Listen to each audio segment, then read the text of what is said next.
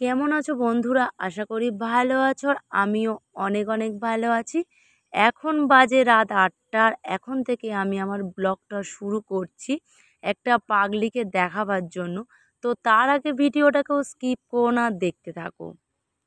আজকে তোমাদেরকে দেখাবো আমাদের বাড়ির পাগলিকে। পড়াশোনার তো নাম নেই, রোজের এই রকম ড্রামা করে। আর আমি ভিডিও করছি দেখে ও তো লুকিয়ে পড়েছে। প্রত্যেকটা দিন মা রান্না করতে বসবে আর ও এই রকমভাবে শাড়ি পরে শাশুড়ি মা সেজেছে আর আমার মাকে বানিয়েছে বৌমা।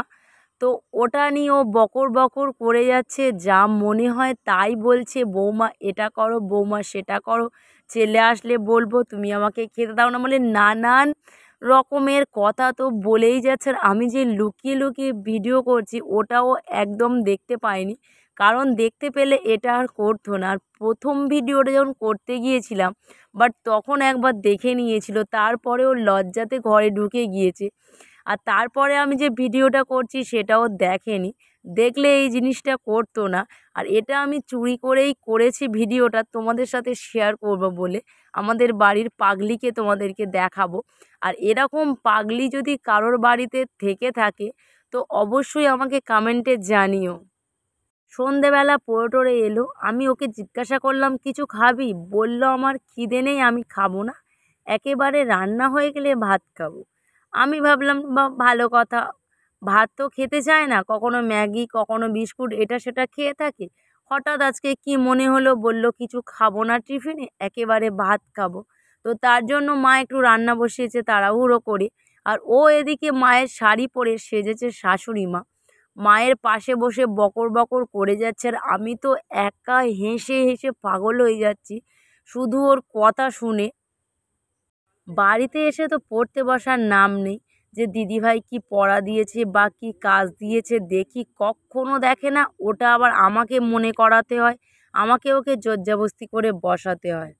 ওর পিছনে সব সময় বকতে হয়, হ্যাঁ রে পড়তে বসলে, হ্যাঁ রে দিদিভাইয়ের কাজ করেছিস রে, স্কুলের কাজ করেছিস রে, কন্টিনিউয়াসলি ওর পিছনে আমার বকতে হয়। আমার তো মাথা খারাপ হয়ে যায় ওর পিছনে বকে বকে। একদম পড়াশোনা করতে চায় না, শুধু এই রকমভাবে ইয়ার্কি ঠাট্টা মারে। কখনো সাইকেল নিয়ে বেরিয়ে যাচ্ছে, কখনো এর তার সাথে পুকুরে স্নান করতে যাচ্ছে।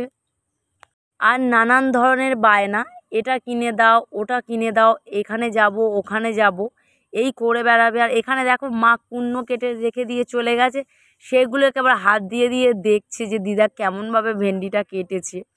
আর মাছটা বা কী করবে সেটাই ও খুলে খুলে দেখলো। এখন আবার আমার দিদির মেয়ের সাথে বকতে লেগেছে, মার সাথে বকাটা একটু কম হয়েছে, বাট এবার এর সাথে বকে যাচ্ছে। আবার গিয়েছে আমার মার পিছনে লাগতে। আমার মা তা এত হাসছে, মা চুপচাপ, আর আমিও তো এদিকে লুকিয়ে লুকিয়ে কন্টিনিউয়াসলি হাসছি শুধু এর রগরগুলো দেখে। এই একটা আমাদের বাড়ির পাগলি, দুজনে একসাথে থাকে আর প্রত্যেকটা দিন এরকম ইয়ার্কি করে, দুজনে কেউ কথা শোনে না। এখন আবার আমার মাকে জিজ্ঞাসা করতে এসছে যে ইলিশ মাছটা কী দিয়ে রান্না করবে।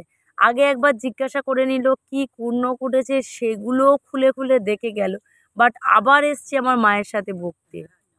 ইলিশ মাছটা কী দিয়ে রান্না করবে সেটাই ওকে বলতে হবে, সর্ষে ইলিশ করবে কি ইলিশ মাছটা কাঁচা ভাপা করবে সেটাই ওকে বলতে হবে।